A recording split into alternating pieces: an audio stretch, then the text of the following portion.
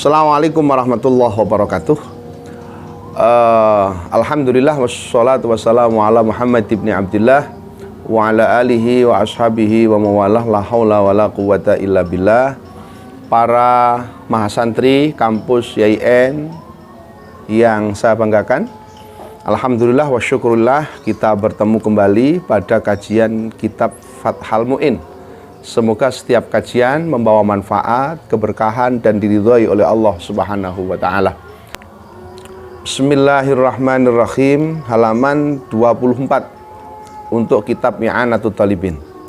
Tambihun, man utawi sapa wong iku mati sapa man, wa alaihi lan iku wajib ing atase man sholatu fardin utawi sholat fardu. Lam tukdo mongko ora den kodoni apa sholat, walam tufda lan ora den tebusi apa sholat anhu saking man. Wa fi qaulin lan ing dalem dawuh siji, annaha setuhune sholat iku tuf'alu den lakoni apa sholat anhu saking man mata. Auso podo uga wasiat sapa man biha kelawan sholat amla utawa ora. Hakahu nyeritaaken ing kaulin sapa Al-Ubadi Imam Al-Ubadi Anis Syafi'i imam saking Imam Asy-Syafi'i li khobarin krana ana hadis fihi ing dalem wa fi kaulin wa fa'ala lan nglakoni bihi kelawan kaulin sapa As-Subuki Syekh Tajuddin As-Subuki an ba'di aqaribihi saking setengah pira-pira kancane As-Subuki. Cukup segitu saya terangkan dulu. Ini ada satu kasus, ini menyangkut persoalan kemarin kodok sholat kemarin. Kalau ada orang meninggal, sementara dia punya tanggungan beban sholat. Satu misal nih, orangnya sakit, kemudian dia tidak sholat. Sakit, ya, sakit bukan sakit sederhana, artinya sakit corowong desa wis klemah-klemah. Ini atau dia sakit di rumah sakit sehingga dia lemes ya, karena sakit parah satu misal ini. Kemudian dia tidak sholat pada saat itu. Bagaimana ini? Wajib kemudian dia meninggal, man mata wa alaihi sholatu fardin, dia mati dalam keadaan meninggalkan sekian banyak sholat karena sakit-sakitnya itu. Dinyatakan di sini lam tukdo wa lam tufta anhu, tidak perlu untuk dikodoi dan tidak perlu ada ditebus, artinya pakai fidyah, tidak perlu. Ya sudah selesai, karena kewajiban menurut pandangan ini, karena sholat ini memang perilaku seseorang sehingga tidak bisa untuk diwakilkan. Ini kan ibadah, salah satu ibadah yang tidak bisa diwakilkan kan sholat, berbeda dengan persoalan haji. Nah, gitu loh. Sehingga sholat tidak boleh untuk dikodok, mengkodoi sholatnya orang yang telah meninggal, yang pada saat hidupnya ketika dia sakit satu misal atau yang lain dia tidak melaksanakan sholat. Wa fi qaulin annaha tuf'alu anhu aw shabiha amlah. Menurut satu pendapat, sekali lagi, menurut satu pendapat, orang yang punya beban kodok di saat dia masih hidup dan belum sempat mengkodoi sholatnya, kemudian ia meninggal. Satu misal sakit selama 1 bulan, atau meninggalkan sholat selama 15 hari karena dia sakitnya. Menurut pandangan ini, kedua ini, maka ia dikodoi sholatnya. Ayo bareng-bareng ngodoi sholatnya mbahku yang kemarin kodok karena tidak sholat sebab sakit. Atau mari minta bantuan ke tetangga, tolong sholati ibu saya yang dulu sempat tidak sholat selama 10 hari pada saat sakit. Boleh. Pandangan kedua ini seperti itu. Baik orang tua yang sakit tersebut ngasih wasiat kepada keluarga atau tidak. Wasiat atau pora tetap. Nah, ini. Riwayat ini diceritakan oleh siapa? Hakahul Ubadi Anis Syafi'i. Dan ini diceritakan oleh Imam Al-Ubadi dari Imam Asy-Syafi'i. Karena ada hadis di sini. Li khobarin fihi. Wa fa'ala bi As-Subuki an ba'di aqaribi. Dan Imam As-Subuki, Syekh Tajuddin As-Subuki melakukan sholat seperti ini. Artinya beliau melaksanakan untuk mengkodoi sholatnya orang yang telah meninggal. Ini ya, itu. Wa yu'maru lan den perintah sapa dusoba bocah cilik. Zakaron kang lanang au ungsa utawa wadon. Mumayyizun kang mumayyiz. Bi ansara kelawan yen to dadi sapa dusoba utawa sobi ngene sing penak. Iku yakulu mangan sapa sobi wa yashrabulan ngombe sapa sobi wa yastanjilan cewok sapa sobi wahdahu halih ijene sobi. Ai yajibu tegese wajib ala kulin ing atase saben-saben wong suwiji min abawaihi saking wong tua lorone sobi wa in alalan senajan sak menduwur estumal wasiyi nuli wong kang den wasiati wa ala maliki raqiqilan ing atase wong kang miliki kawula apa sing wajib apa ayak murahu dadi fa'ile yajibu apa ayak murahu yen to merintah sapa kulun min abawaihi ila akhirih ing sobi biha kelawan salat ayis salati tegese salat walau qadhaan lan senajan iku qadha wa bi jami'i syurutiha lan kelawan sekabehane pira-pira syarate salat lisabain kedue anak umur 7 tahun ai ba'da sabain tegese sause umur 7 minasinina saking pira-pira tahun ai inda tamamiha tegese ing dalem nalika sempurnane umur 7 tahun atau sempurnane sab'asinin wa in mayyaza lan senajan tamyiz sapa wa in mayyaza lan senajan tamyiz sapa sobi qablaha ing dalem sadurunge sab'isinin wa yu'maru dusoba dzakarun au untha mumayyizun bi ansara yakulu wa yashrabu wa yastandi wajah ayajibu ila akhiri.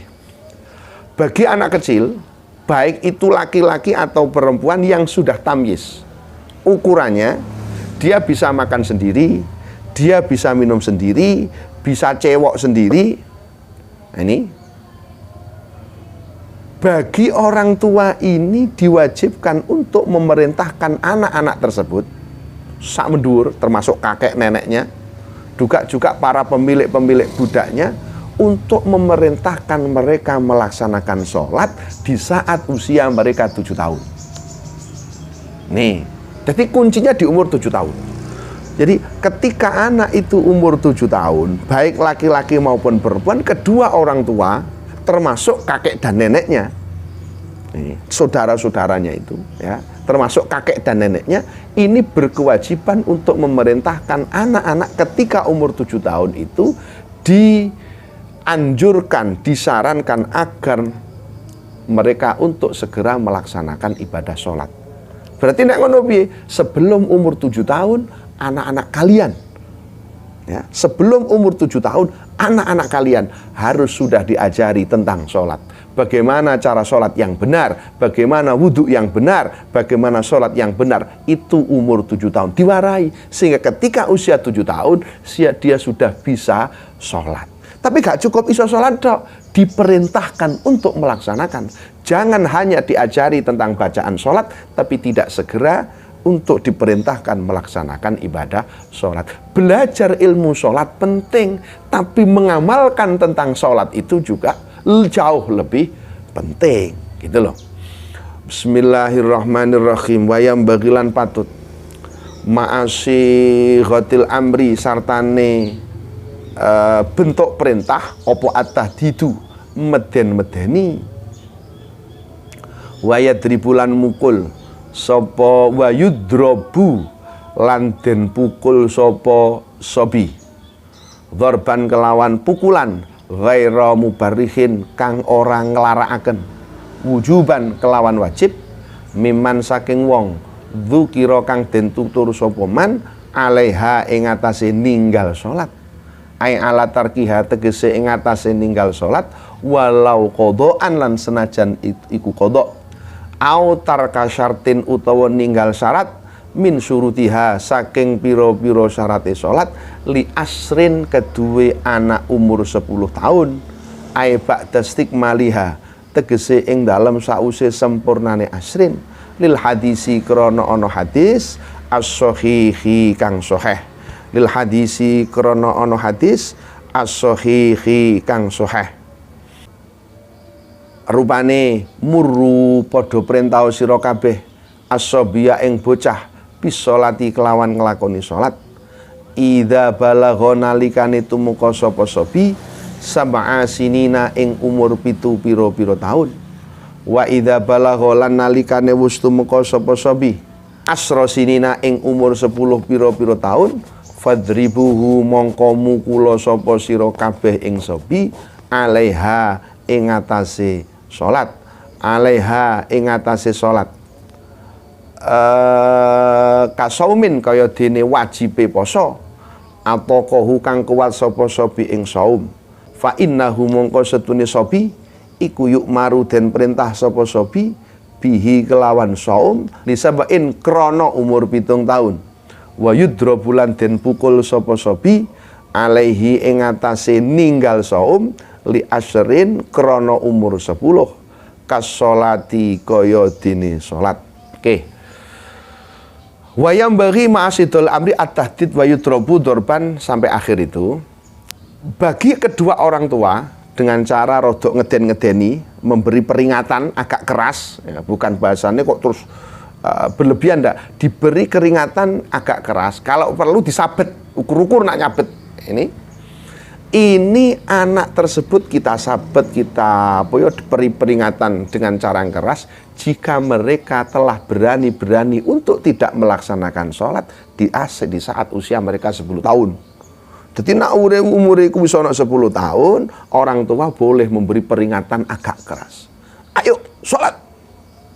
Nek perlu dorban ghaira barihin, disabet tapi ojo loro-loro, pokok diberi peringatan.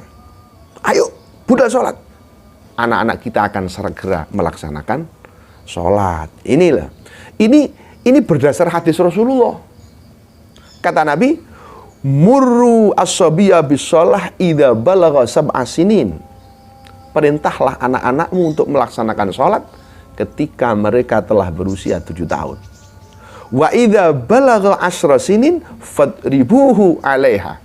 Ketika usia anakmu itu 10 tahun, maka pukullah anak-anakmu jika mereka meninggalkan sholat. Tapi pukullah dengan sesuatu yang tidak menyakitkan. Atau kamu beri peringatan yang agak keras. Ayo sholat. Wayai wajib sholat. Segera mereka perintahkan kita untuk melaksanakan sholat. Nah, kewajiban umur 7 tahun dan 10 tahun yang berlaku pada sholat ini juga berlaku pada persoalan puasa. Kasaumin atau kohu fa innahu yu'maru bihi lisabain wa yudrabu alaihi li asyratin. Ketika umur 7 tahun kok sudah mampu, suruh mereka untuk berpuasa. Kalau umur 10 tahun tidak segera berangkat berpuasa, beri peringatan yang kuat. Sabet, ayo poso. Malamnya kita suruh mereka untuk sahur. Kemudian paginya disuruh mereka agar berpuasa. Nek pitu diperintah, no nek wis 10, maka harus kita beri peringatan dengan peringatan yang keras. Wa hikmatu dzalika, utawi hikmahe mengkono-mengkono perintah iku atamrinu nglatih al ibadati ing atase ibadah liyata awada supaya biasaaken sapa sobi ing ibadah falayat rukuha mongko ora ninggal sapa sobi ing ibadah fala yatrukuha mongko ora ninggal sapa sobi ing ibadah. Nah, tujuannya apa? Umur 7 tahun diperintah, umur 10 agak diperingatan yang keras, agar mereka itu membiasakan diri untuk melakukan anjuran-anjuran Allah, melakukan perintah-perintah Allah, dilatih sejak sekarang. Sudah menjadi kebiasaan sejak kecil. Gitu loh. Jadi tujuannya itu agar mereka terbiasa untuk segera melaksanakan perintah Allah, dan itu dimulai dari sejak kecil. Orang yang terbiasa melaksanakan ibadah sejak kecil, ya, dilatih mulai dari kecil, besar tetap, terus dipantau oleh orang tua, insya Allah di kemudian hari dia akan menjadi waladun solihun yada'ullah, akan menjadi putra-putri yang soleh dan solihah, putra-putri yang betul-betul bisa dibanggakan oleh orang tua, menjadi pribadi yang diridhoi oleh Allah Subhanahu wa ta'ala. Kiranya hanya itu dulu yang dapat saya sampaikan pada pertemuan kali ini. Ada kurang dan lebihnya mohon maaf. Wallahul muwaffiq ila aqwamit thoriq. Assalamualaikum warahmatullahi wabarakatuh.